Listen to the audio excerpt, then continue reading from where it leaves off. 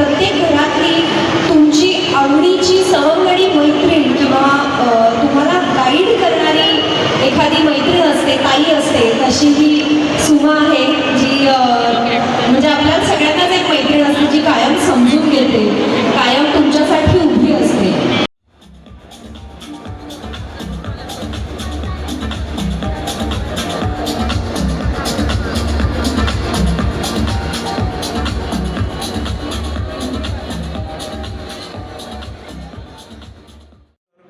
सुमा आणि अशी अनेक पात्र याच्यामध्ये आहेत. खूप छान मनापासून आमच्या मित्रांनी योगेश कुलपकर आमचा दिग्दर्शक मित्र त्यांनी हा सिनेमा बनवला आहे. रवींद्र पाठक आमचे निर्माते, अमोल भगत आमचे कार्यकारी निर्माते, या सगळ्यांनी खूप छान मेहनत करून हा सिनेमा बनवला आहे. तुम्हाला तो नक्की आवडेल, जरूर पहा. कारण सध्या खूप छान मराठी चित्रपटसृष्टीला दिवस आले. मराठी चित्रपट 100 कोटींचा टप्पा गाठतोय आणि त्याही पलीकडे जाऊन मराठी प्रेक्षक आवडीने मराठी सिनेमा पाहतोय.